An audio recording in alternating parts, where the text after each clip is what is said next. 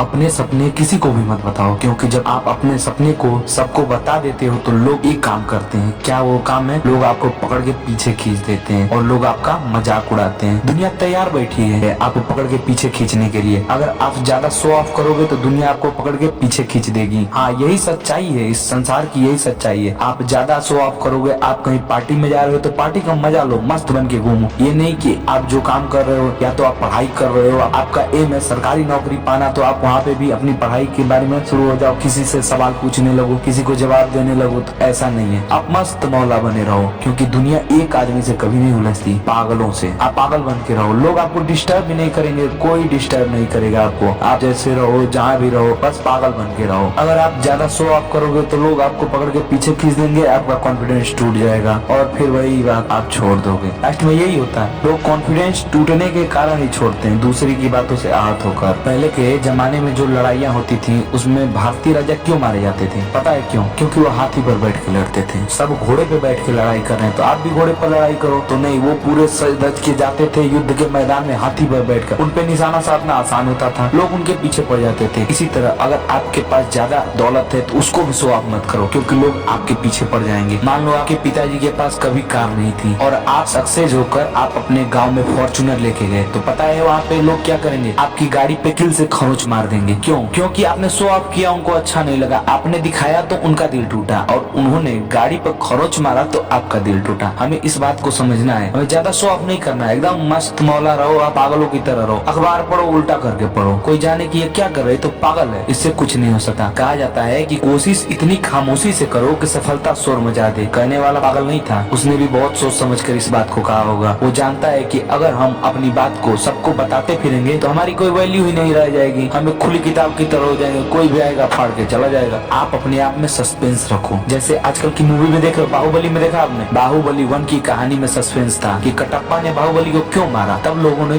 बाहुबली 2 को इतना देखा और वो भारत की सबसे ज्यादा कमाई करने वाली फिल्म बन गई। इसी तरह आप रहो, आपके सामने कोई पढ़ाई की बात करे, आप कुछ जवाब ही ना दो। कहते पढ़ने से क्या होता है? कुछ हासिल होता है? कुछ नहीं हासिल होता। सबसे कॉमन डायलॉग जो आप मार सकते हो, पढ़ लिख के कोई राजा बना है, ये बात सबसे कह दो। आप पढ़ाई करो, लेकिन अगर आपका कोई लगता है कि कोई रिश्तेदार है वो आपकी पढ़ाई के बारे में पूछेगा तो उससे बोल दो पढ़ लिख के कोई राजा बना है, कोई राजा नहीं बना है। लेकिन हाँ, राजा बनने के लिए पढ़ना तो पड़ेगा। आप बस पढ़ो, दूसरों को मत बताओ कि तुम पढ़ रहे हो। अगर तुमसे कोई पूछे कि कोचिंग क्यों जाते हो तो बोल दो कि लड़की आती है इसीलिए जाते हैं। लोग तुम पर ध्यान ही नहीं देंगे, सोचेंगे ऐसे ही पागल कोचिंग जाता है, ये करता है, वो करता है। लेकिन जब तुम सफल हो जाओगे तब लोगों की आंखें फटी की फटी रह जाएंगी। अगर तुमको जरा सा भी इस वीडियो से फायदा हुआ, हमारी बात तुमको समझ में आई, तो वीडियो को लाइक करो, शेयर करो और चैनल को सब्सक्राइब करो। धन्यवाद।